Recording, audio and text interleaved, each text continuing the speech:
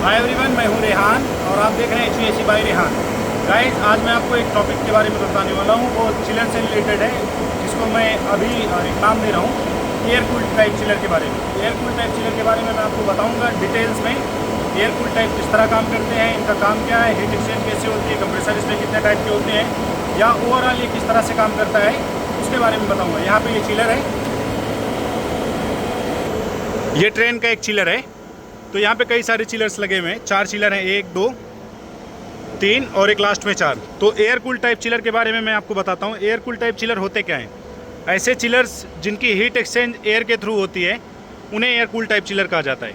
Air cool type chiller के बारे में अगर आपको कभी भी पूछा जाए तो सबसे पहले आपको बताना है कि एयर कूल टाइप चिलर ऐसे चिलर्स होते हैं या ऐसे सिस्टम होते हैं जिनकी हीट एक्सचेंज एयर के थ्रू होती है, या उनकी कंडेंसर की जो हीट होती है उसे एग्जॉस्ट जो किया जाता है, या उसकी हीट को जो रिमूव किया जाता है वो एयर के थ्रू किया जाता है। कंडेंसर आपके क्या करते हैं, हीट को एब्जॉर्ब करते हैं। आपका जो रेफ्रिजरेंट होगा यहाँ से इसकी हीट को एब्जॉर्ब करेगा कंडेंसर, और कंडेंसर की हीट को जो एक्सचेंज करेगा वो एयर करेगी। मेनली आपके चिलर्स जो होते हैं 2 टाइप के होते हैं।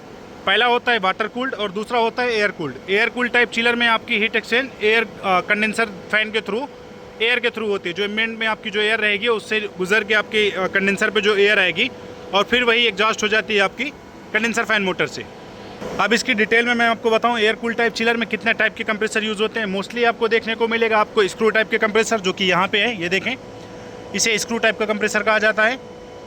और आपको रेसिप्रोकेटिंग कंप्रेसर देखने को मिल सकते हैं, या फिर अभी आपको सेंट्रीफ्यूगल में भी आपको एयर कूल टाइप के कंडेंसर मिलते हैं, या जिसे आप एयर कूल टाइप चिलर्स कहते हैं, या फिर आपको स्क्रोल कंप्रेसर भी एयर कूल टाइप चिलर में देखने को मिलते हैं। फिलहाल ये जो ब्रांड है ये ट्रेन का ब्रांड है और इसमें स्क्रू टाइप के कंप्रेसर यूज़ हुए हैं। यहाँ पे देख लें, इसका ये मॉडल है, ये ट्रेन का ERT 214 और ये इसके कंप्रेसर हैं। इसमें टोटल 2 सर्किट हैं।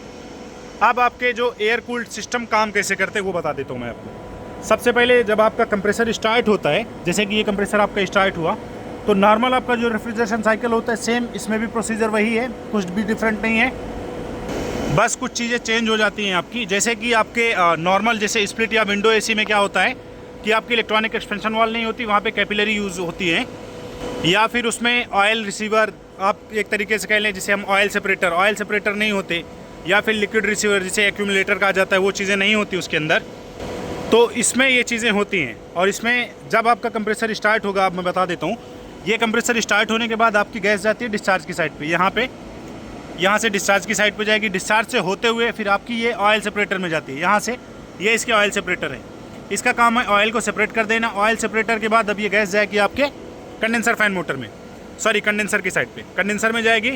कंडेंसर में जाने के बाद क्या होता है, जब आपका कंडेंसर फैन मोटर स्टार्ट होगा, कंडेंसर में जब आपकी रेफ्रिजरेंट जाएगी तो इसके अंदर हीट होती है। अब ये कंडेंसर की जो फिन्स होती हैं इस हीट को एब्जॉर्ब कर लेती है। एब्जॉर्ब करने के बाद ये फिन्स थोड़ी सी गर्म हो जाएंगी। उसके बाद फिर जो बाहर से आपका एम्बिएंट टेम्परेचर की जो एयर होगी वो इसको हिट करती है। हिट क्यों करेगी? क्योंकि आपका कंडेंसर फैन मोटर चलता रहता है। चलने के बाद क्या होता है, यहाँ पे एक तरीके से सक्शन आपका क्रिएट होता है। सक्शन क्रिएट होने के बाद क्या होगा, इसके अंदर जो फिन्स बनी हुई हैं, ये जो फिन्स बनी हुई हैं, इसके अंदर से जब एयर जाती है तो ये फिन्स ठंडी हो जाती है। फिन्स ठंडी होने के साथ साथ इसकी जो ट्यूब्स हैं, इसके अंदर जो रेफ्रिजरेंट होता है वो भी ठंडा हो जाता है। और ठंडा होने के बाद फिर यहाँ से क्या होता है कि एयर आपकी एग्जॉस्ट हो जाती है ऊपर की तरफ, ये वापस एम्बिएंट की तरफ चली जाती है। तो इससे आपकी हीट एक्सचेंज हो जाती है। वाटर कूल्ड में क्या होता है कि आपके कंडेंसर की जो हीट होती है उसको वाटर के थ्रू हीट एक्सचेंज किया जाता है। अब देखें ये इसके आगे कैसे जाती है वो भी बता देता हूँ आपको मैं। अब यहाँ पे देखें, ये देखें, ये कंडेंसर है आपका, ये कनेक्टेड है यहाँ से, ये यहाँ से ये एक सर्किट का है, ये दूसरे सर्किट का है। ये देखें, ये कनेक्टेड है आपका लिक्विड लाइन से। यहाँ से लिक्विड लाइन पे ये कनेक्ट होने के बाद ये यहाँ से सीधा लिक्विड लाइन से ड्रायर फिल्टर पे आया। ड्रायर फिल्टर पे आने के बाद अब ये एक्सपेंशन की तरफ जाएगा।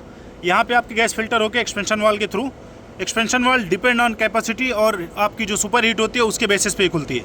फिर यहाँ से होते हुए सीधा एवापोरेटर में चली जाती है। चिलर्स में क्या होता है, जो आपका एवापोरेटर होता है उसकी हीट एक्सचेंज जो होती है आपकी, वो वाटर के थ्रू होती है। उसके लिए इनलेट और आउटलेट के 2 पाइप होते हैं, 2 जिसे हम कहते हैं कि एक रिटर्न वाटर और एक सप्लाई वाटर, जो कि यहाँ पे हैं, ये देखें, यहाँ पे लगे हुए होते हैं। नॉर्मल यूनिट्स में आपका क्या होता है कि आपका एयर के थ्रू हीट एक्सचेंज होती है एवापोरेटर की, लेकिन इसमें वाटर के थ्रू हो रही है। तो ये डिफरेंस है चिलर में। अब इसमें देखें, चिलर में, एयर कूल टाइप चिलर में अगर आपको कन्फ्यूज़न हो कि क्या कैपेसिटी सेम होगी या डिफरेंट होगी, तो कैपेसिटी डिफरेंट हो सकती है। जो आपके सेंट्रीफ्यूगल चिलर होंगे उनकी कैपेसिटी ज़्यादा होगी, फिर उससे कम होती है आपकी स्क्रू कंप्रेसर्स की, फिर उसके बाद रेसिप्रोकेटिंग कंप्रेसर्स की, सबसे लोएस्ट में आपके आते हैं स्क्रॉल टाइप के कंप्रेसर्स। तो यहाँ पे स्क्रू टाइप का कंप्रेसर है, ये देखें, ये स्क्रू टाइप के कंप्रेसर्स हैं, ये ट्रेन का चिलर है।